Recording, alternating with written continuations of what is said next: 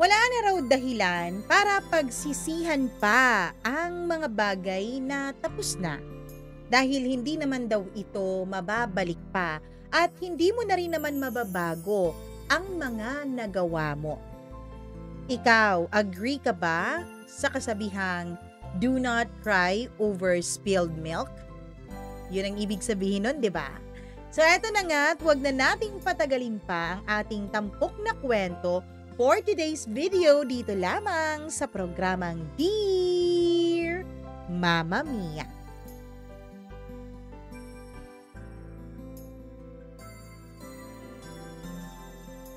Marami ang nagsasabi na dapat daw ating iisipin ng makailang beses ang mga desisyong ating gagawin. Dahil kapag lumipas na ito, ay hindi na natin kailanman maibabalik pa. Dear Mama Mia, itago nyo na lamang po ako sa pangalang David. 34 years old ako. At kung may pinakaayaw akong pag-usapan, yun po ay yung nakaraan ko. Pero ngayong gabi, habang nakaupo ako sa lumang upuan sa likod ng bahay ng tita ko, at habang pinagmamasda ng buwan na parang may lihim na hinahawi ang ulap, parang pinipilit ako ng katahimikan na magsalita at ikwento sa iyo ang naging buhay ko. At siguro nga tama sila. May mga kwentong kung hindi mo lalabasan, ikaw ang lulubugan. Kaya eto ako, Mama Mia, walang kalaban-laban sa bigat ng mga alaala. Hindi ko alam kung paano ako umabot sa puntong halos masuka ako sa sarili ko. Hindi ko akalaing darating ang araw na babalikan ko ang lahat ng ginawa ko, lahat ng sinayang ko, lahat ng niloko ko, lahat ng napabayaan ko. Habang kinakabahan ako na baka may araw na hindi ko na kayang mabuhay pa, na dala-dalang bigat ng mga pagsisising hinding-hindi ko na mababawi.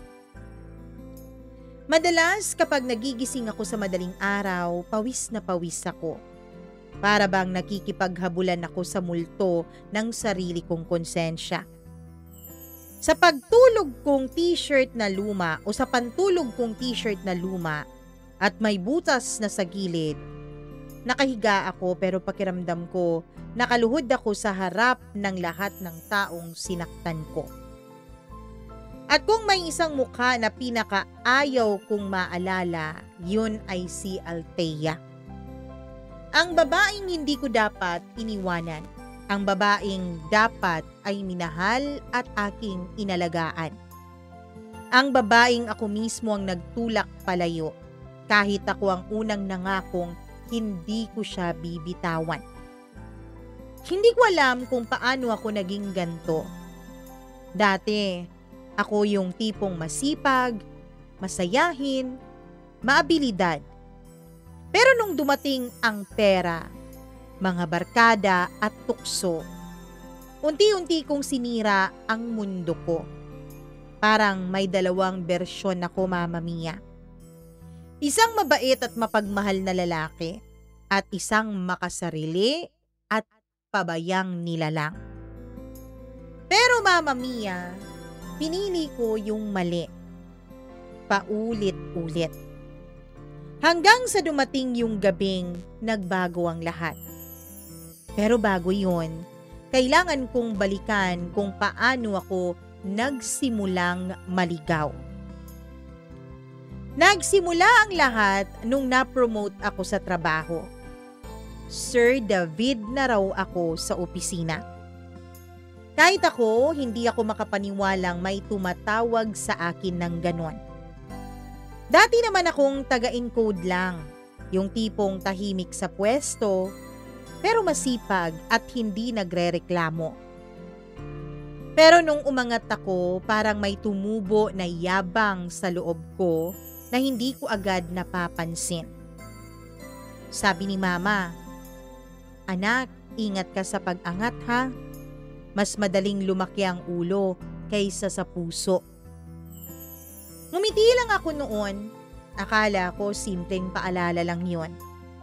Hindi ko alam na yun pala ang magiging babala sa buhay ko. Nung una, okay naman ako, Mama Mia.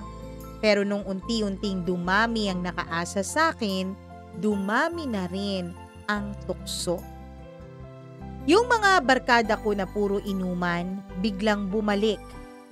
Yung mga kaopisina kong mahilig sa lakwatsa, biglang naging close sa akin. At hindi ko naman maamin kahit sa sarili ko na may parte din naman sa akin, Mama Mia, ang natutuwa sa binibigay nilang atensyon. Kasama na nga roon si Mara. Hindi ko makakalimutan kung paano siya ngumiti nung araw na yon. Yung tipong alam mong hindi inosenteng ngiti. Yung ngiti na para bang nagsasabing, "Pwede kitang sirain at hindi mo man lang marirealize na sinisira mo na rin pala ang sarili mo." Pero aaminin ko, Mama Mia, kakaibang alindog ang dala ni Mara. Kaya kinagat ko. At yun ang isa sa pinakamalaking kasalanang ginawa ko kay Althea. Kung meron mang taong nagmamahal sa akin ng sobra bukod sa nanay ko, nung walang halong kondisyon at walang hinihinging kapalit, ay si Althea na yon. Siya yung babaeng kahit pagod na sa trabaho ay tatawag pa rin para tanungin kung kumain na ba ako. Siya yung tipong magpapadala ng baon kapag alam niyang maaga ang meeting ko. Siya yung magte-text ng "Ingat pa uwi, mahal," kahit hindi ko naman nire-replyan. At ako, Mama Mia, siguro dahil akala ko hindi mawawala sa akin si Althea, ay binabaliwala ko siya. Naging manhid ako. Madalas akong pagod, hindi sa trabaho, kundi sa paglalakwat siya. Nagkukunwari akong pagod sa kanya kahit hindi naman, dahil mas gusto kong makasama ang mga kabarkada ko at si Mara. Minsan hindi ko sinasagot ang tawag niya kasi kasama ko nga ang barkada. Minsan hindi ko sinasabi kung nasaan ako kapag nagtatanong siya. At habang tumatagal, mas natututo akong magsinungaling, Mama Mia. Parang kabisado ko na nga yung script na ginamit na rin pala ng mga kalalakihan na tagapagpadala ninyo ng sulat. "Mahal, overtime lang ako." "Mahal, lasing ako, matutulog na ako." "Mahal, maaga ako bukas, di ako makakapag-text sa'yo. May emergency meeting kasi kami." Minsan, hindi ko na kailangang isipin ang sasabihin kong kasinungalingan sa kanya. Kusa na lang lumalabas ang mga kasinungalingan na yon sa akin, Mama Mia. Pero kahit ganun ako, ramdam ko pa rin na hindi nagbabago sa akin si Althea. Ramdam ko pa rin ang pagmamahal niya. At mas lalo lang akong napahamak dahil doon. Kasi, Mama Mia, ang pinakamalupit na bagay sa isang tao ay yung nakakasanayan na niya ang pag-aalaga. Yung nakakasanayan na niya ang pagmamahal. Yung nakakasanayan na niya ang presensya ng isang taong mahal na mahal siya. At dahil sanay na siya doon, hindi na niya namamalayan na unti-unti na rin pala niya itong sinasamantala. At unti-unti na rin pala niya itong binabaliwala. At yun nga mismo ang nagawa ko kay Althea, Mama Mia. Yun mismo ang ginawa ko sa kanya.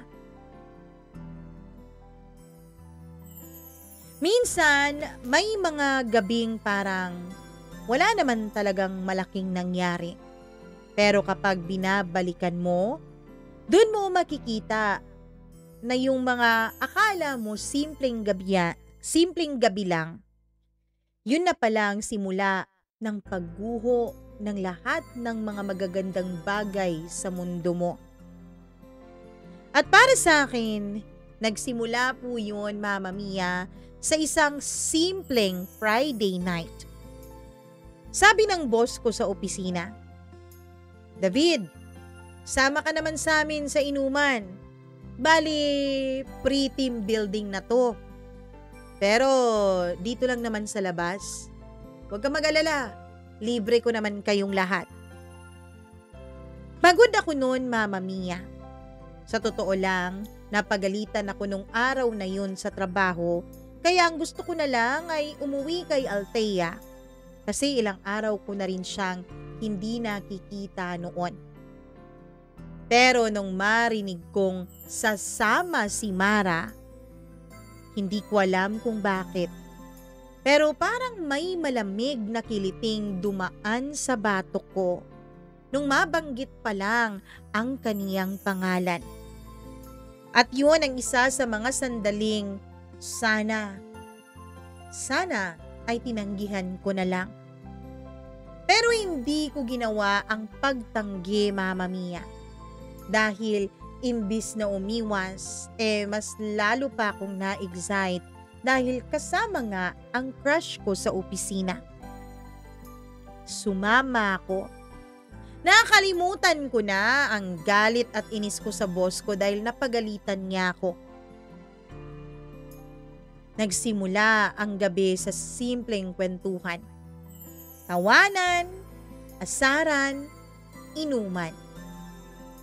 Hanggang sa unti-unti nang gumapang ang tunog ng tugtog at sumisigaw na ang mga ilaw mula sa maliit na bar na pinuntahan namin. Medyo madilim po sa loob, Mama Mia. Maya't maya may tumatawang grupo. May isa ring mesa ng mga babaeng sumasayaw kahit nakaupo lang. At pagkatapos ng ilang tagay ay para pong tumaas yata ang init ng paligid.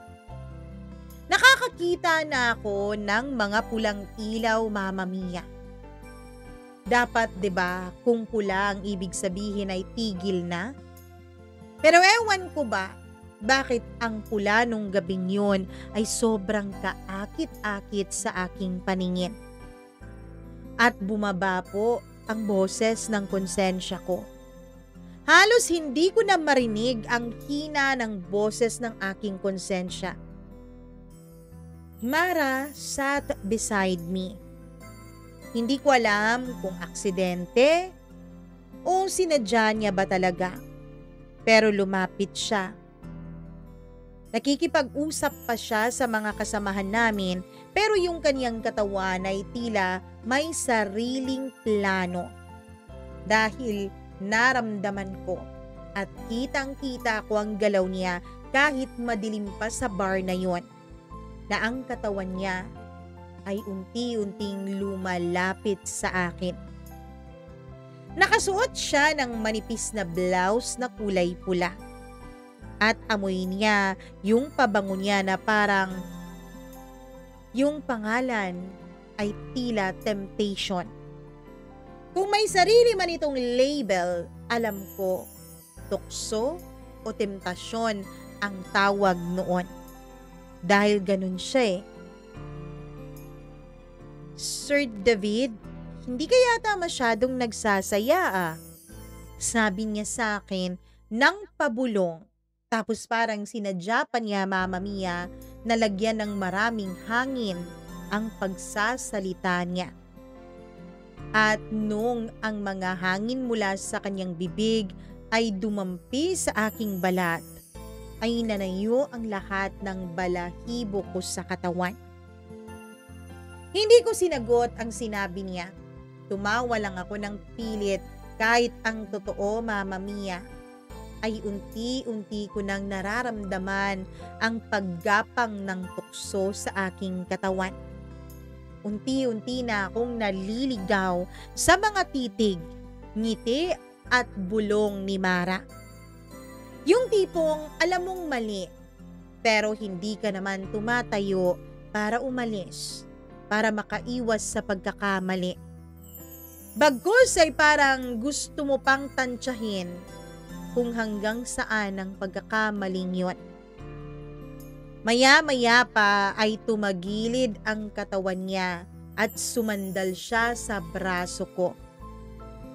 Dun ko na naramdaman ang init ng balat niya na dumikit na sa aking braso. Mama Mia, nagsusumigaw po ang puso ko noon na mali ito, na hindi ito dapat.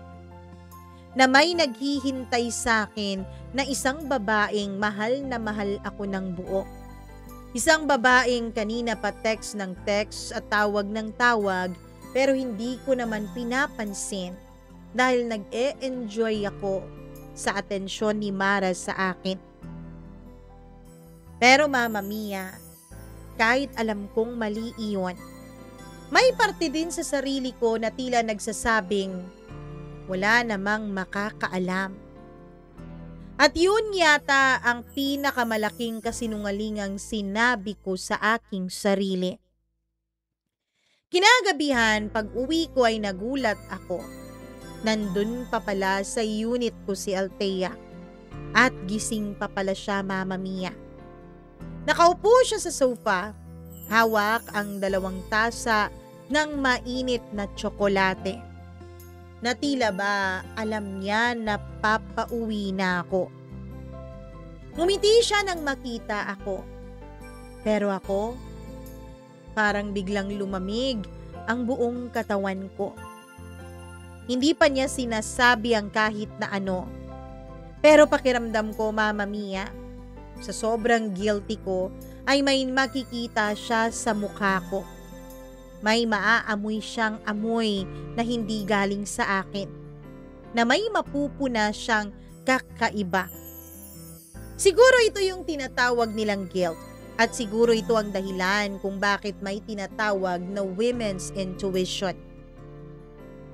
Ang late mo naman yata ang umuwi, mahal. Nag-text ako sa'yo na dito na tayo kumain dahil nagluto ako. Sabi niya. Hindi mo maaaninag sa kanyang boses na may bahig ng galit ang kanyang pagkasabi. Naramdaman kong puro pag-aalala lang yon. Kaya lalo po akong nakonsensya, Mama Mia. Lalo po akong nainis sa kanya. Hindi dahil may ginawa akong masama, kundi dahil tinanggap ng isang tao ang mga pagkakamali ko at hindi man lang niya ako tinatanong o hinuhusgahan at alam kong hindi ako karapat-dapat sa ganung klasing pagmamahal. Kaya naman, nainis ako sa kanya. Bakit ganito siya kabait? Bakit ganito na lang siya kung mag-alala? Bakit hindi siya makakaisip na merong mali sa aking ginagawa? May team building lang kami. Pre-team building. Nagpakain si boss last minute lang. Sinabi ko habang iniiwasan ang mata niya. Tumango siya. Walang duda. Walang tanong. At yung pagtanggap na yun, yung pagtitiwala na yun ang pumunit sa akin, Mama Mia. Yun ang dahilan kung bakit ako lalong naiinis pa sa kanya. Humiga siya sa dibdib ko nung gabing yun. Niyakap niya lang ako. Hinalikan niya ako sa aking mga pisngi. At sa bawat maliit na paglalambing niya, parang dumidikit sa balat ko ang lakas ng pagsisising hindi ko pa kayang akuin noong mga panahon na yun. Pero kahit dun pa lang, alam ko, Mama Mia, na hindi ko na dapat pang ituloy kung anuman ng kakaibang damdamin ko para kay Mara. Alam kong pwede ko pa naman sanang pigilan ang sarili ko noon eh. Pwede ko pa namang itama ang landas ko. Pwede ko pang harapin ang katotohanang nagkamali ako. Pero imbis na ayusin ko ang aking sarili, ay mas lalo ko lang yatang sinira ang buhay ko. Isang kasalanan ang madali pang itago. Pero kapag nagsunod-sunod na ang mga kasalanan na ito, doon na magsisimula ang pagkabulok ng mundo mo mula sa loob. At ako, Mama Mia, hindi lang isa, hindi lang dalawa, kundi sunod-sunod ang mga kasalanang ginawa ko. At parang bawat isa ay unti-unti akong inaagnas mula sa loob. Nagpapalate ako sa trabaho pero hindi dahil sa trabaho. Naglilihim na ako ng mga lakad ko. Nagiging mainitin na rin ang ulo ko kay Althea dahil naiinis na nga ako sa kabaitang binibigay niya. May mga araw na hindi ko na siya kinakausap kahit wala naman siyang ginagawang masama sa akin. Wala naman siyang kasalanan. Wala naman siyang mali. At ang pinakamasama, Mama Mia, hindi ko maamin sa sarili ko na unti-unti ko na siyang itinutulak palayo. Lahat para lang maitago ang sarili ko pong kahinaan. Kapag naiilang ako sa awa niya at sa pag-aalala niya, ay dinadaan ko yun sa galit at inis. Kapag natatakot ako na baka malaman na niya ang totoo, ay umiiwas ako. Kapag nakikita ko siyang sobrang bait, sobrang tiwala, at sobrang pagmamahal pa rin ang binibigay sa akin, dun ko siya mas nasasaktan. Dun ko siya sinisigawan. Dun ko pinaparamdam sa kanya na nagbago na ako, Mama Mia, para iwasan na niyang mahalin ako, para iwasan na niya ang pagsilbihan nako.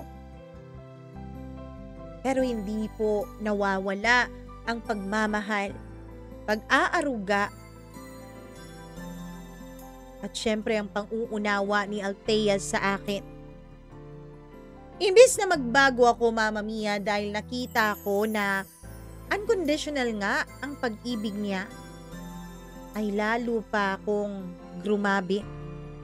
Umulit pa ako ng umulit. Lalo akong nagkamali, lalo akong lumalayo sa kanya, lalo kong tinatalikuran ang babaeng hindi man lang ako tinatalikuran kahit kailan. Kahit masamang pag-uugali na ang pinapakita ko sa kanya.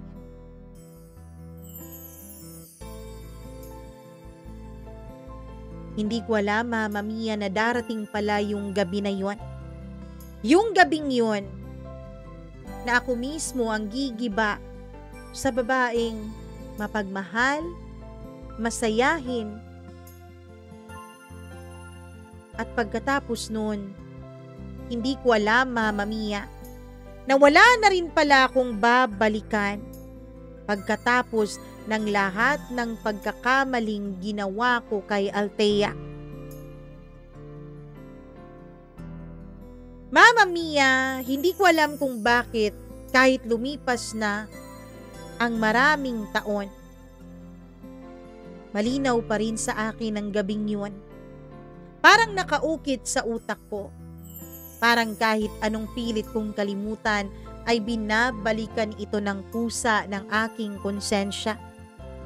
At aminado ako, deserve ko yun dahil masama akong tao. Masama akong nobyo. Galing ako sa isang inuman noon. Hindi naman na yun bago. Sanay na si Althea na nauuwi akong amoy alak, amoy usok, amoy pagod, amoy kasinungalingan. Pero ngayong iniisip ko, grabe palang kapal ng mukha ko noon. Kasi kahit amoy sala ako, siya pa rin ang nag-aalaga sa akin. Pero nung gabing yun, Mama Mia, hindi lang amoy alak ang dala ko sa pag-uwi. May dala-dala akong halik ni Mara. May dala akong bahid ng pabango niya sa leeg ko. At ang pinakamasaklap, may dala akong kasalanan na hindi ko kayang burahin ng kahit ilang beses na paghingi ko ng tawad. Pagpasok ko sa bahay, hindi nagbukas ng ilaw si Althea. Nahimik lamang siya. Ilang segundo akong nakatayo sa pinto. Pilit pinapakalma ang tibok ng puso ko. Hindi ko alam kung dahil lasing ako o takot ako. Pero parang may senyas na may hindi magandang mangyayari. Althea, tawag ko. Walang sagot.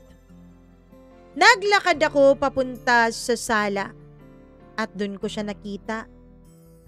Nakaupo, nakayuko, at hawak-hawak ang isang maliit na papel. Nalaglag ang sikmura ko, Mama Mia. Alam ko agad kung ano yun bago ko pa man yun nakita. Resibo ng motel. Yung motel na pinupuntahan naming dalawa ni Mara. Dahan-dahan siyang tumingala. At dun ko nakita ang mukha niya. Hindi galit ang nakikita ko, Mama Mia. Kundi pait, sakit, pagkadurog, pagkapulbo at pagkawasak ng kaniyang pagkatao. Mahal, halos pabulong kong sabi. Hindi siya sumagot. Tumitig lamang siya. At sa tingin na yun, para akong pinugutan ng pagkatao. Pwede bang sabihin mo sa akin ang totoo? Mahina niyang tanong sa akin. At ang gagong ako, Mama Mia, ginawa ko ang pinakakarangyaang kasinungalingan sa buhay ko. Ano bang iniisip mo? Walang nangyari, uy. Yan, yung hawak mo. Ginamit lang ng kaopisina ko yung pangalan ko. Oo, aaminin ko, pumunta kami doon. Puro kami lalaki, naginuman lang. Kumibot ang labi niya. Hindi dahil sa galit siya, kundi dahil nasaktan siya na nagsisinungaling pa rin ako kahit hawak-hawak na niya yung malaking ebidensya. David, pinigil niya ang luha niya pero kumuwala pa rin ang mga ito. Ang hirap mong mahalin. At doon ko naramdaman ang sakit na hindi dulot ng suntok o pananakit, kundi dulot ng isang katotohanang ako ang gumawa ng sakit na nakikita ko ngayon sa mukha ni Althea. At kahit hawak niya ang puso niya, pinilit pa rin niyang tanungin ako. David, umamin ka nga sa akin? May iba ka na ba? Hindi ako sumagot, Mama Mia. Kahit gusto kong umoo, kahit gusto kong aminin sa kanya ang totoo, kahit gusto kong sabihin na oo, nagkamali ako, oo, may nagawa ako, oo, tanga ako, oo, gago ako, oo, sinira ko ang tiwala mo. Pero ang lumabas sa bibig ko ay kasinungalingan pa rin, Mama Mia. Huwag mong isipin yan. Wala yan. Katrabaho ko lang talaga ang gumamit ng pangalan ko. At pwede ba, huwag na nating pag-usapan tong ganito. Pagod ako eh. At yun ang pinakamalupit na sagot na nasabi ko sa kanya. Kasi yun ang huling gabi na nakita ko sa mga mata ni Althea ang pag-asang magbabago pa ako. Ang pag-asang babalik pa sa dati ang relasyon naming dalawa. Kinabukasan, Mama Mia, hindi ko na siya naabutan na katabi ko sa kama. Wala rin siya sa kusina. Wala rin po siya sa sala. Pero may iniwanan siyang maikling sulat sa ibabaw ng center table sa sala ko. Hindi ako aalis. Kasi hindi na kita mahal. Aalis ako Kasi alam kong hindi mo na ako pinapahalagahan. At yun na, Mama Mia. Parang may sumabog sa loob ko. Hindi ako nakahinga. Hindi ako nakagalaw. Tsaka ko lang naramdaman ng bigat ng lahat. Lahat ng kasalanang akala ko ay kayang-kaya kong takasan. Lahat ng yun ay biglang bumagsak sa dibdib ko ng sabay-sabay. Parang buong mundo ko noon, Mama Mia, ay umikot ng pagkabilis-bilis. Sobrang bilis. Hinanap ko siya kahit alam kong wala siya doon sa mga lugar na pinupuntahan namin. Tinatawag ko siya kahit alam kong hindi na siya tutugon. At doon ko naranasan ang pinakamasakit na uri ng pag-iisa, Mama Mia. Yung pag-iisa hindi dahil sa wala kang makasama, kundi yung pag-iisa na dahil sa sarili mong kasalanan. Loneliness because the only person who made you feel like you mattered is now gone. And it's all because of you. Umalis siya hindi dahil sa nagkamali siya. Umalis siya hindi dahil sa wala ka ng halaga. Kundi umalis siya dahil ikaw ang hindi nagpapahalaga sa kanya. Ako lahat ang may kasalanan noon. Ako lahat ang may gawa noon. Ako lahat. Ako ang dahilan ng lahat. Ako ang tunay na may kasalanan. At kung nasasaktan man ako't nag-iisa, yun ay dahil rin sa sarili kong kagagawan. Sinubukan ko siyang tawagan, Mama Mia, pero hindi niya sinasagot. Nag-text at nag-chat ako sa kanya ng paulit-ulit, pero walang reply.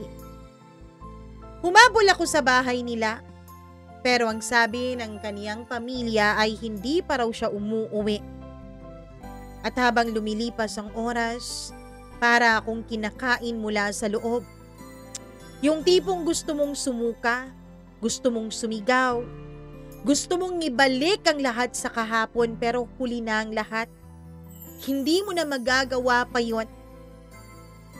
Kasi sa buhay, Mama Mia, hindi naman talaga kailanman nauuna ang pagsisisi. Lagi itong dumarating kapag hindi mo na mababalikan ang araw na dapat sana ay nagbago ka. At ako, nagsisi ako nang hindi ko na siya kayang abutin pa. Simula noon, Mama Mia, aaminin ko po na imbis maging masaya ay mas lalo pang naging miserable ang buhay ko. Dati, Mama Mia, ang buong akala ko, kapag siya na mismo ang makakita na merong bago sa akin, siya na mismo ang makakita na hindi na siya mahalaga sa akin, ay aalis na siya at magiging masaya na ako at malaya. Pero nung umalis siya, hindi naman po kalayaan ang naramdaman ko. Hindi naman po kasiyahan. Kundi yung tipo ng kalungkutan na hindi ko alam kung papaano ko ba bibigyang halaga. Wala na akong ganang kumain noon ng maayos. Wala na rin akong ganang matulog dahil kapag humiga ako sa kama ko ay naaalala ko lamang si Althea. Naalala ko lamang ang mga panahon na magkayakap kaming dalawa sa kama na yun. Wala akong ganang magtrabaho. Araw-araw, gumigising ako na tila may 3 toneladang bato sa dibdib ko. Lahat ng lugar na pinupuntahan ko, naaalala ko si Althea. Lahat ng bagay na nakikita ko. Pati nga simpleng tasa at simpleng kutsara at unan sa bahay ko. Lahat yun ay may bakas niya. At mas masakit, Mama Mia, na sa bawat alaala niya, naaalala ko rin ang matinding kasalanang nagawa ko sa kanya. Yung mga bagay na hindi ko dapat sinabi. Yung mga bagay na hindi ko dapat ginawa. Yung mga oras na dapat ay umuwi na lang ako pero pinili kong lumayo. Yung mga sandaling dapat tinabihan ko siya pero pinili kong tumabi sa iba. Pinili kong makipagsiping sa iba kaysa sa sipingan siya. Lahat ng pagkakamali ko, kahit hindi niya sinumbat, Mama Mia, ay tila bumulagta sa akin ang lahat ng bigat. At doon nagsimula ang mga multong hanggang ngayon ay dala-dala ko pa rin, Mama Mia. Mga multo na hindi ko lang alam kung hanggang kailan ko kakayanin sa pagbitbit at pagdala. Sobrang sakit kasi. Sobrang sakit ang multo na yun. Minsan hindi mo mapapansin kung gaano kakulay ang isang tao hanggang wala na sila sa buhay mo. Sa totoo lang, hindi ko agad na-realize na si Althea pala ang nagsisilbing liwanag ng buhay ko.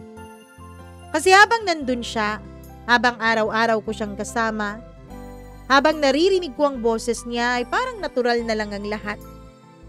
Pero nung bigla siyang nawala, parang nalaglag ako sa isang bangin na walang ilaw, walang hagdan, walang lubid. Ako lang mag-isa at hindi ako makakatakas sa dilim na yon. Lahat ng kulay sa paligid ko ay tila naglaho. Lahat ng tunog ay tila parang naging malayo. Lahat ng araw ay parang pare-pareho lang at walang kabuhay-buhay. Pumapasok ako sa trabaho na tila ako isang zombie. Kumakain ako pero parang walang lasa ang pagkain. Tumatawa ang mga tao sa paligid ko pero hindi ko maramdaman ng kasiyahan. Mama Mia, gustong-gusto ko siyang hanapin pero nahihiya ako. Nahihiya ako sa sarili ko. Nahihiya ako sa lahat ng mga pagkukulang ko sa kanya. Nahihiya ako na harapin ang babaeng sinaktan ko ng sobra. Pero habang lumilipas ang araw ay parang pakonti ng pakonti ang natitira sa akin. Isang gabi habang nakaupo ako sa gilid ng kama, napatingin ako sa sahig. Hindi ko alam kung bakit pero dun ako biglang napaiyak. Yung iyak na totoong totoo at nanginginig pa talaga ako. Iyak ng pagsisisi. Dahil alam kong kahit anong gawin ko, hindi ko na maibabalik pa ang oras.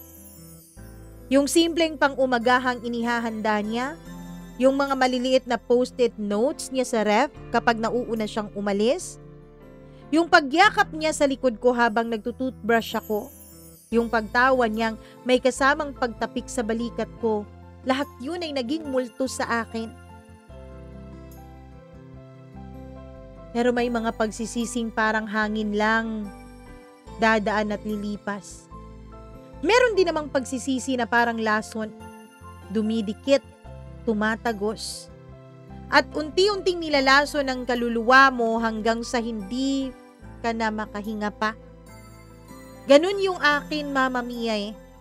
Kahit mahiga ako, hindi ako mapakali. Kahit pumikit ako, mukha niya ang nakikita ko. Yung mga mata niyang dati punong-puno ng tiwala, ngayon ay malabo na sa isipan ko. Malabo na at hindi ko na maalala kung kailan huling kumislap yun ng dahil sa akin. Kapag naglalakad ako sa kalsada, parang nakikita ko siya sa bawat taong dumadaan. Kapag may naririnig akong tumatawa sa kabilang lamesa, marang siya yun. Kapag may babaeng nakapusod ng mataas sa jeep, napapatingin ako kasi baka siya. Hindi ako makafocus. Hindi ako makapag-function at hindi ako makamove on. Hindi dahil hindi ko siya kayang bitawan. Hindi dahil hindi ko kayang patawarin ang sarili ko. Mama Mia, naiinis din ako sa mga kabarkada ko. dahil marami sa kanila ang nagsasabing, "Bro, hanap ka na lang kaya ng iba? O di kaya itutuhanin mo na yun si Mara. Di ba magaling yun sa kama?" Gusto ko silang murahin, Mama Mia, kasi hindi nila alam ang nawala sa akin. Hindi lang simpleng girlfriend. Hindi lang simpleng relasyon. Hindi lang simpleng kasama sa buhay. Ang nawala sa akin ay ang taong kayang-kaya akong tanggapin, unawain at mahalin kahit sa pinakawalang kwentang bersyon ko. At hindi ko na alam kung may mahahanap pa ba akong ganon. Isang araw, dahil halos mabaliw na ako sa bigat, ay sinubukan kong puntahan ang mga lugar na pinupuntahan namin noon ni Althea. Hindi ako umaasang nandun siya, Mama Mia. Ang gusto ko lang ay maalala kung paano maging tao ulit. Kung paano maging masaya ulit. Una kong pinuntahan na yung maliit na lugawan sa tabi ng eskwela dati kung saan kami nagkakilala. Doon kami unang nag-date. Simpleng pagkain lang dahil lugaw lang naman. Pero ngayon, habang nakaupo ako sa parehong upuan, pakiramdam ko, doon ko unang nilapastangan ang pagmamahal niya dahil pinabayaan ko yon. Napatingin ako sa mangkok na in-order ko. Kung dati ay masarap na yun kahit simpleng lugaw lang, ngayon ay parang kumakain na ako ng karton. Siguro masarap yun noon kasi nga siya ang kasama ko. Sunod kong pinuntahan na yung parke kung saan una niya akong pinatawad pagkatapos naming mag-away ng matindi. Naalala ko pa kung paano niya ako hinawakan sa kamay noon at sinabing, "Ayokong maging kalaban mo, David. Gusto ko maging katuwang mo. Gusto ko nandyan ako lagi para mahalin ka." Naalala ko kung paano niya yun sinabi. At galit na galit ako sa sarili ko dahil sinayang ko yun. Habang naglalakad ako, pinunasan ko ang mga mata ko ng mabilis, pero wala rin eh. Dumaloy pa rin ang mga luha sa mga mata ko.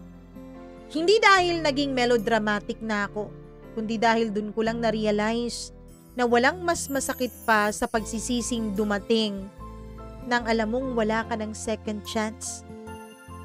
At habang nakaupo ako sa lumang bench na yon ay biglang tumigil ang oras. Sabi ko sa sarili ko, kung mapagod man ako sa buhay, sana wag sa pagsisisi. Kahit alam kong huli na ang lahat.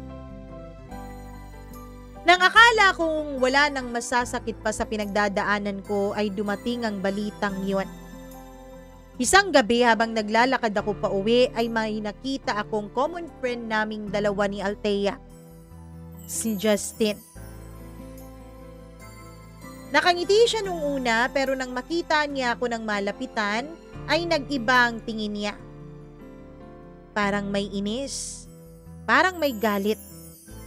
Parang ayaw na sana niya akong pansinin pero huli na dahil nagtama ng mga mata naming dalawa. "David," mahina niyang sabi. "Justin, kumusta si Althea? May balita ka ba?" Tanong ko sa hirap na boses. Dahil hindi ko alam kung nasabi na sa kanya ni Althea ang nangyari sa aming dalawa. Pero nagbaka sakali ako, Mama Mia, na baka may balita si Justin. At doon ay nakumpirma kong meron nga dahil napatingin siya sa lupa. "David, umalis na siya ng bansa eh. Para akong binuhusan noon ng kumukulong tubig. At sa parehong sandali, para rin akong binuhusan ng yelo. Hindi ko alam kung paano nangyari. Hindi ko alam kung bakit. Hindi ko alam kung paano yun tatanggapin." "Ano? Diba ayaw na ayaw niyang mag-ibang bansa? Bakit siya umalis?" Tanong ko. "David, sabi ng mama niya, ayaw na raw niyang magstay dito. Kasi mabigat daw yung mga alaala ninyong dalawa." Ako ang alaalang yun. Ako ang bigat na yun. Ako ang dahilan, Mama Mia. At doon sa gitna habang dumadaan ang mga sasakyan, habang malamig ang hangin, habang ordinaryo ang gabi para sa lahat, ako ay parang batang iniwanan sa dilim ng kaniyang ina at nag-aantay kung kailan niya ito babalikan.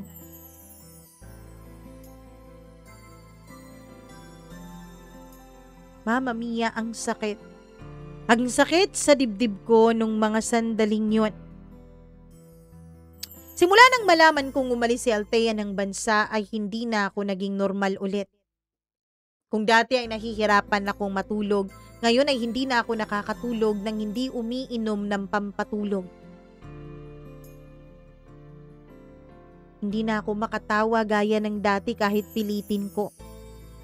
Kung minsan habang nakahiga ako ay umiiyak ako ng walang tunog. Yung parang may pumipisil sa lalamunan ko tapos hindi ako makahinga. Yung parang may bato sa dibdib ko na ayaw umalis, kahit pilit ko na itong tinatanggal. Madalas gigising ako sa madaling araw ng pawis na pawis. Minsan habang naririnig ko yung boses niyang tumatawag sa pangalan ko. Minsan ay parang naaamoy ko pa yung pabango niya sa unan ko kahit ilang linggo na siyang wala. At habang naririnig ko yung ingay ng aircon na hindi ko mapatay at yung kaluskos ng kurtina na hinahampas ng hangin, ay bigla akong napapabulong. Sino bang niloloko mo, David? Akala mo ba habang buhay magiging tanga sa'yo si Althea? Akala mo ba habang buhay kakampihan ka ng kapalaran? Wala namang ibang may kasalanan nito kundi ikaw lang. At yun ang totoo, Mama Mia. Ako lang. Ako ang sumira. Ako ang nagpabagsak ng mga luha sa mga mata niya. Ako ang nagtaboy sa babaeng dapat ko sanang kinapitan. At ang totoo, kung may Diyos man na pinagmamasdan ako, siguro pati siya ay tumalikod na rin sa akin sa mga oras na yon. Siguro iniisip ng Diyos na pinagkalooban kita ng taong magmamahal sa'yo ng totoo. Pero pinili mong sambahin ang sarili mong kagaguhan at ang sariling tukso na bumabalot sa pagkatao mo. At kung tatalikuran man ako ng Diyos nung mga panahon na yon, hindi ko siya masisisi, Mama Mia. May isang gabi na hindi ko rin makakalimutan. Nasa sala ako. Nakaupo sa sahig. Nakapatay lahat ng ilaw. Madilim at tahimik. Ang tanging humuhukay sa puso ko ay ang tunog ng relong nakasabit sa dingding. Marang bawat segundo yata ay isang paalala. Isa pang kasalanan. Isa pang sandaling hindi ko na mababalik pa. Napayuko ako. Napahawak sa ulo ko. At doon ko naramdaman ang bigat ng pagiging walang kwentang tao. Isang bagay na hindi ko pa naramdaman kahit kailan. Hindi ako humihingi ng awa, ha? Pero gusto ko sanang magising sa ibang buhay. Yung taong hindi tanga, yung taong hindi duwag, yung taong hindi madaling masira ng tukso at hindi mahina. Yung taong hindi sana makasarili. Pero hindi. Kahit gustuhin ko man na magising sa ibang katawan, ako to eh. Ako pa rin to. Ako yung lalaking sinayang ang pinakamagandang nangyari sa buhay niya. At sa sobrang sakit ay bigla akong naitanong sa sarili ko, kung mawala kaya ako, may iiyak kaya para sa akin? Si mama ko, oo. Si tita ko na mahal ako na parang yung anak, oo. Iiyak kaya si Althea kapag nalaman niya? Hindi ko alam. At doon ako umiyak ng halos hindi humihinga. Kasi masakit pala, Mama Mia. Masakit pala na ang dating isang taong akala mo hinding-hindi mawawala sa buhay mo. Ngayon ay hindi ka na kayang patawarin pa. Lumipas ang mga buwan. Lahat ng mga tao sa paligid ko ay nagsasabing, "Move on ka na, David. Patawarin mo na ang sarili mo. Maghanap ka na ng bago."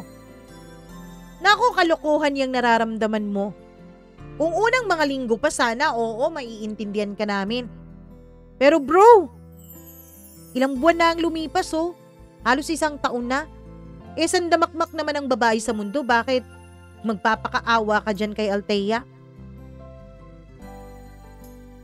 Sa tuwing maririnig ko yun ay napapapikit ako, Mama Mia. Pati nga mismo ako sa sarili ko, hindi ko alam kung bakit nga ba. Siguro dahil sa guilt. At nasasabi lang nila ang mga bagay na yun sa akin dahil hindi nila alam ang mga ginawa ko. Hindi nila nakita ang sakit na nakita ko sa mga mata ni Althea nung gabing nalaman niyang totoo. Hindi nila alam kung anong pakiramdam na sinayang mo ang taong hindi ka naman sinubukang palitan. Bagkus ay sinubukan ka pang unawain at intindihin ng paulit-ulit. Yung minahal ka kahit basura na ang pagkatao mo. Yung kahit paulit-ulit mo siyang binabaliwala, bumabalik pa rin at hindi umaalis. Hindi marunong mapagod na magmahal at hindi marunong mapagod na magsabing nandyan lang siya lagi. Siguro hindi nila alam kung ano ang naidulot kong sakit sa buhay ni Althea. Ang problema ko noon, Mama Mia, ay sising-sisi ako. Pero hindi ko na alam kung paano ko pa maipapakita kay Althea ang sobra-sobrang pagsisisi ko. Hindi ko alam kung paano ko yun gagawin. Mama Mia!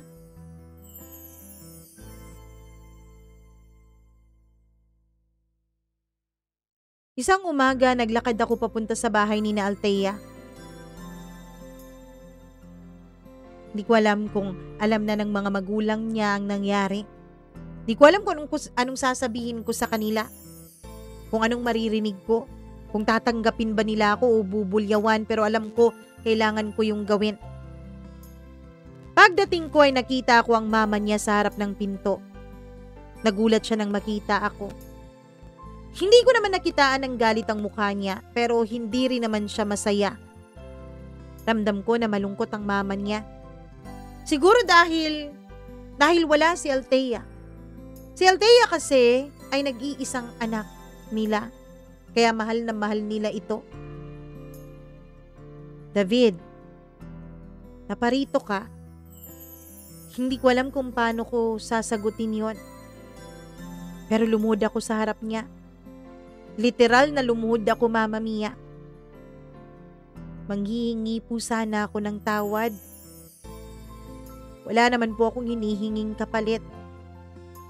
Gusto ko lang pong humingi ng tawad sa inyo dahil alam ko na nasaktan ko ang anak ninyo. At higit pa doon, nasaktan ko rin kayo. Niloko ko si Althea. Sinaktan ko siya. Ako ang dahilan kung bakit siya umalis.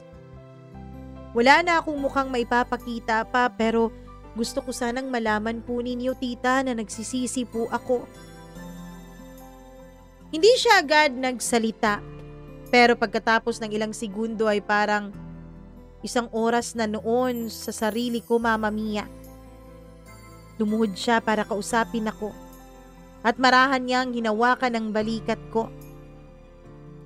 David, hindi ko kailangan ng paliwanag mo.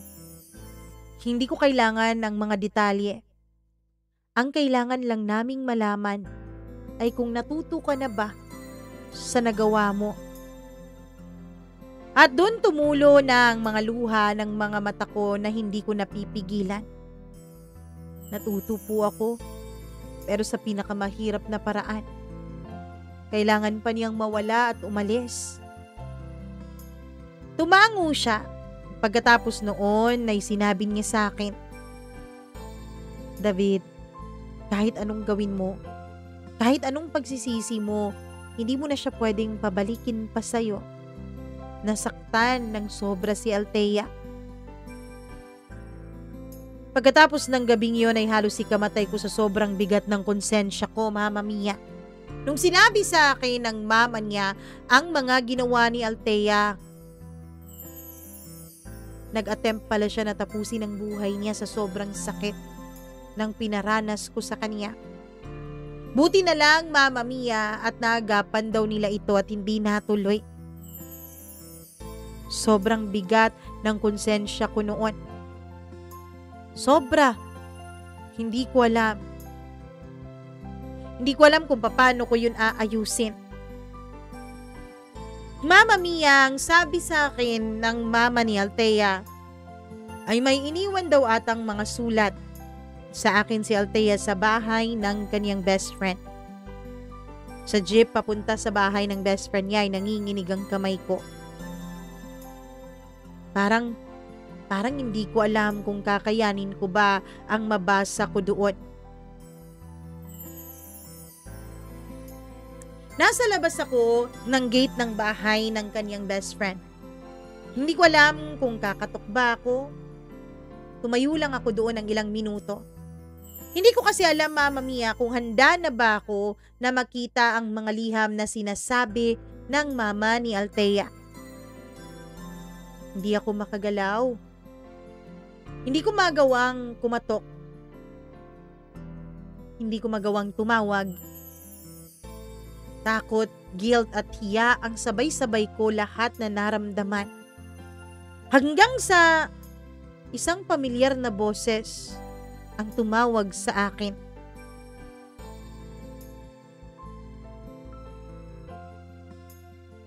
David? Mama Mia, nakita ko po ang best friend ni Althea. Nakaupo siya sa lumang silya. Nasa tapat ng tindahan. Tamang-tama at dumalaw ka, sabi niya. Halika, pasok. Po? Ano bang po? Alam ko mas matanda ako sa inyong dalawa ni Althea pero wag mo akong popuin dyan. Bigwasan kita dyan eh. Kahit alam kong nagbibiro siya para pagaanin ang sitwasyon namin, Mama Mia, ay hindi ko pa rin magawa iyon. Bagkus ang ginawa ko ay lumapit na lang sa kanya. Siguro kinausap ka na ni tita, no? Sinabi na niya sa'yo ang tungkol sa mga sulat? Oo. Sinabi na niya. Kaya ka ba na parito? Hindi ko alam. Hindi ko alam kung kaya ko. Alam mo, pareho kayo ng sagot ni tita. Gusto ko sanang ibigay sa kanya yung mga liham na yun eh. Sa totoo lang, di ko naman alam ang laman nun. Dahil kabilin-bilinan sa akin ni Althea na wag kong yung bubuksan. Si tita, hindi niya kinuha sa akin ang mga liham na yun dahil sabi niya, baka matempraw siyang buksan. At kapag nagawa niya yun, alam niyang magkakasala siya sa anak niya. Kasi para sa iyo ang mga liham na yun eh. Sandali antay ka muna dito at kukunin ko. Pumasok siya sa loob, Mama Mia. Mga ilang sandali pa, nung lumabas siya ay may bitbit siyang maliit na box. Eto, 5 liham yata to. Ayan o. Nanginginig ang kamay ko nung inabot na niya sa akin ang box na yon. Huwag mo yan dito basahin. Ayoko mag-comfort sa'yo, no? Kahit na hindi naman ako ang ginawan mo ng kasalanan, galit pa rin ako sa'yo. Best friend ko pa rin yung niloko mo at sinaktan mo. Best friend ko na hindi na umuuwi ngayon sa kanila at nandun na sa ibang bansa. Alam ko. Sorry Abay, dapat ka lang talagang mag-sorry, ano? Kasi alam mo, yun si Althea, alam naman nating lahat na ayaw niyang mangibang bansa, 'di ba? Merong ginawa niya para lang umiwas sa'yo, para lang makalayo sa'yo. Kaya sana, kahit lakas ng loob man lang ang ibigay mo sa kanya para basahin yung mga liham niya. Yun lang. Sige na, pasok na ako, sabi niya. Hawak-hawak ko yung box nung pumara ako ng jeep. Dumiretso ako sa bahay. Pagdating ko sa bahay, Mama Mia, ay halos hindi ko mabuksan yung mga sulat. Hindi dahil sa mahirap buksan, kundi dahil parang hindi ko kayang buksan iyon. Lumipas pa ang halos 2 oras na nakatitig lang ako sa box. Hanggang sa kinuha ko na yung isang liham. May mga date pala yun, Mama Mia.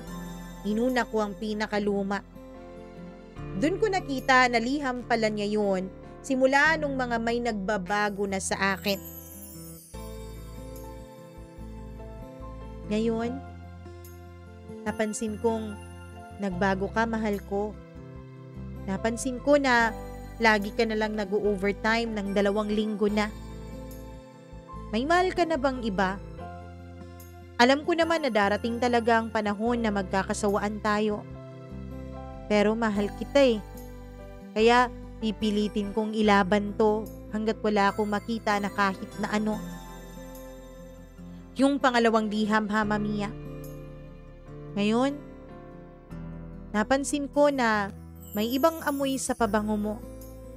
Napansin ko na parang amoy babae yun. Pero ayokong maniwala, mahal. Hindi ako maniniwala na kaya mo akong saktan. Siguro napadikit lang siya sa'yo, no? Siguro katrabaho mo lang. Huwag kang mag-alala. Hindi rin naman kita susukuan. Yung pangatlong liham, Mama Mia. Sa gabing ito, nagantay ako sa'yo pero hindi ka umuwi. San ka ba, mahal? Bakit di mo na ako inuuwian? Yung pang-4 na liham. Mahal, bakit lagi mo na lang akong tinatalikuran kapag natutulog tayo sa kama? Hindi ka naman ganito dati eh. Sawa ka na ba sa mukha ko? Kulang ba ang pagmamahal ko? Kung kulang, huwag kang mag-alala. Pupunuan ko pa. Yung pang-5 liham. Mahal, sorry ha.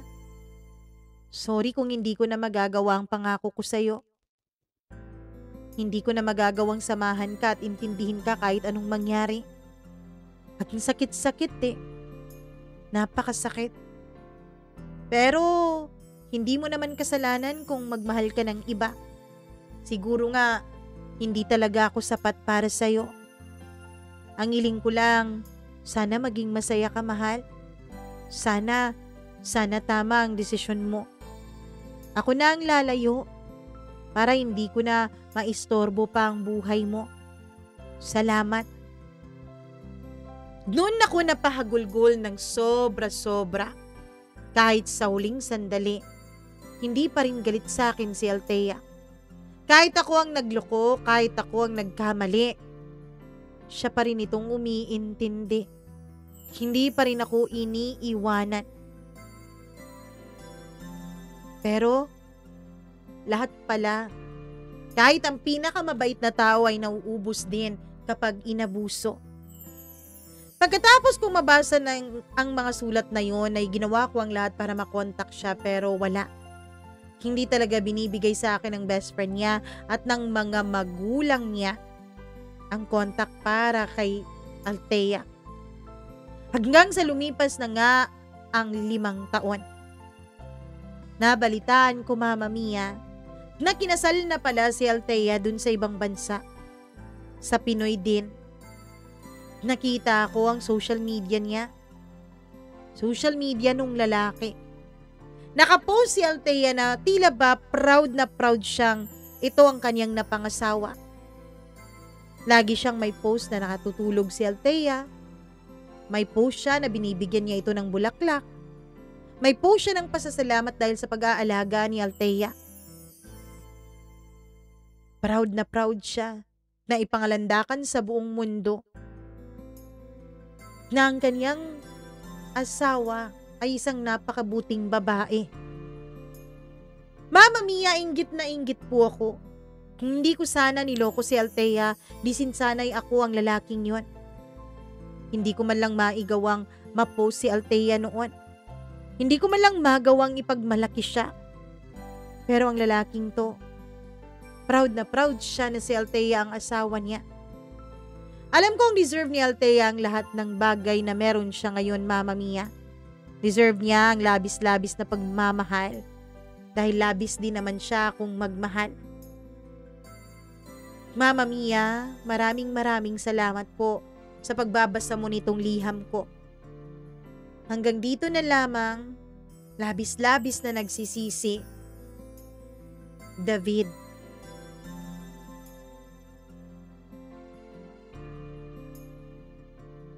Ay, David. Ay, David. Gusto kong sabihin na deserve mo yan, pero alam mo naman siguro na deserve mo yan. Kaya siguro ang masasabi ko na lang ngayon, ganun talaga ang buhay, David. Ang gawin mo na lang, maging mabuti ka na lang na tao sa ngayon. Kasi lahat naman tayo siguro nagkakamali. Ang importante, natututo ka sa pagkakamaling yon. Ang importante, 'di ba, magiging mabuting tao ka na. Deserve ni Althea ang maging masaya at masaya kaming lahat. Alam ko masaya ang mga nakikinig ngayon na malaman naming masaya na siya. Meron na siyang pamilya, may tao nang proud na proud sa kanya, may lalaki nang mahal na mahal siya, at sana nga wag gawin ng lalaking yun ang nagawa mo kay Althea. Dahil sobra-sobra namang pasakit yun, di ba? So sa mga nakikinig ngayon, kung meron po kayong isang tao sa buhay ninyo na mahal kayo at hindi kayo iniiwan kahit na meron kayong mga masasamang nagawa sa kanila, sana po pahalagahan nyo ang taong yun. Dahil gaya ng sabi ni David, lahat ng magagandang bagay, lahat po yun may katapusan. Kahit ang pagtitiis, kahit ang pagmamahal kapag naaabuso ng sobra-sobra, lahat yun nawawala. Lahat yun pwedeng magbago. Kung hindi man magbago ang pagmamahal, yung tao ang magpapagod at magbabago. Kaya sana pahalagahan nyo bago pa mahuli ang lahat. Okay? Anyways, maraming salamat sa inyong pakikinig at panonood nitong ating channel. Alam niyo na yung drill. Paki-like at share ng video na to at syempre paki-subscribe dito sa ating channel na ito. At hello muna ako sa ating mga suking members na hanggang ngayon ay nandito pa rin at minamahal tayo. Ay ako sa pinakabago nating member na si K2G Minisound, ay kay Colleen Bueno, Dayan Martinez, Evelyn Kawit, Maria Elena Abe, Maureen Tugab, Gimaras Girl, Easy Gale, Mila Raduban at Freaky. Thank you very much sa inyong walang sawang pagmamahal at pagsuporta. Hi din ako kay Jaime Rodriguez, kay Honey Bunch, kay Cutie Hot Mom, kay Elizabeth Lagunday, kay Sai, maraming salamat. Hello din kay Dayan GH, kay May Kabadat, ayun, maraming salamat mga kabadat. Kay Queen Yara, kay Gimaras Girl, hello LV Lapot, Ashley 1212, maraming salamat. Nora Barido Hamandre, Judy Lipio, Millen Grace Takna, maraming thank you. Ayun. Hagnin ako kay Colleen Ortiz Colby. Hello rin kay Lina Ladeza, Julieta Stralobio, Elina Lin at Maricel Mina. Sa mga nagko-comment na hindi pa natin nabasa, baka sa susunod nating kwento, ang inyo na pong mga pa-shoutout ang babasahin natin. Dahil, di ba, baka naman. Anyways, maraming salamat. Mag-enjoy po kayo sa araw ninyong ito. Mwah, mwah, mwah. I love you all so much. Bye-bye at ingat palagi.